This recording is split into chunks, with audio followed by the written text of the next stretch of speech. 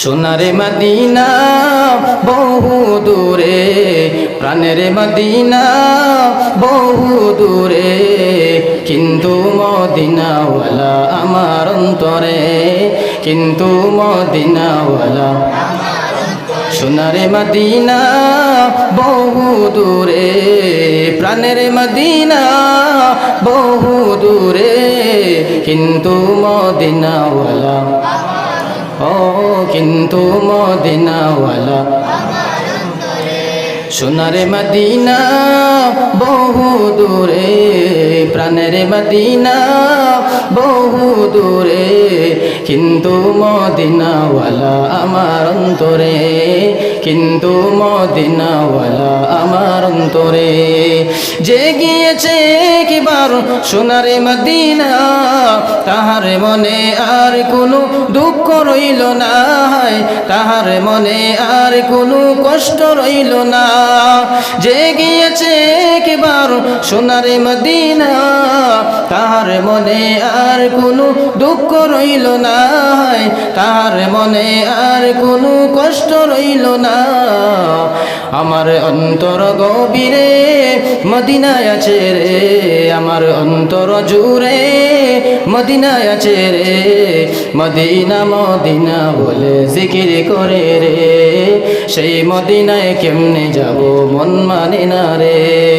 সোনারে Medina বহু দূরে, প্রাণের মদিনা বহু দূরে, কিন্তু মদিনাওয়ালা, ও কিন্তু মদিনাওয়ালা আমার অন্তরে।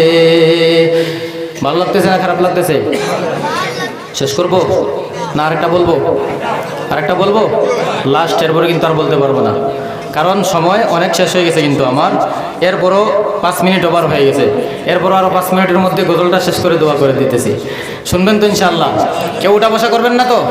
আল্লাহ আমাদের কবুল করুক, সকলে বলেন আমিন। দান আনছি, দান নগদ পয়সা নাই, কনপে নাই, বুতুলপে নাই।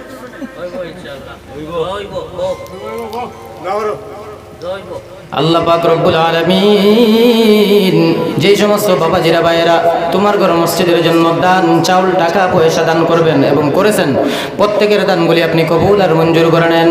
আয় আল্লাহ, যারা যেই নিয়তে দান করতেছেন মনের নেক উদ্দেশ্যগুলি পূরণ করে দেন। আয় আল্লাহ পাক রব্বুল আলামিন মেহেরবানি করে সকলকে আপনি কবুল আর মঞ্জুর করে নেন। আয় আল্লাহ পাক রব্বুল আলামিন আমাদের সকল মুসলমানদেরকে মহব্বত নিয়ে ভাই ভাই হিসাবে চলাফেরা করার তৌফিক দান করেন, সকলে বলেন আমিন। আরেকটা কথা বলি বাবাজিরা ভাইরা, 2 মিনিটের মধ্যে, আপনাদের এলাকায় মদকুর আসেনি? কথা বলে না কেন? আসেনি মদকুর? শরাব পান করা হারাম না হালাল? কথা বলেন, জোরে বলেন, সবাই বলেন হারাম না হালাল? ও মুসলমান ইমানদার, আপনার আমার নবী রহমাতুল্লিল আলামিন বলেন যে সমস্ত উম্মতেরা মদ পান করবে, কি পান করবে? মদ পান করবে। তারা তো শরাব পান করে নাই, তারা তো টয়লেটের লেট্রিন পান করেছে।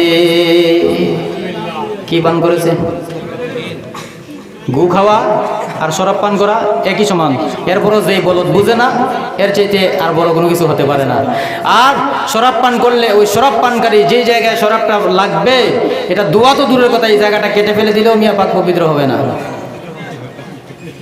যাক, আল্লাহ সুবহানাহু ওয়া তাআলা আমাদেরকে বুঝার এবং আমল করার তৌফিক দান করুক, সকলে বলেন আমিন।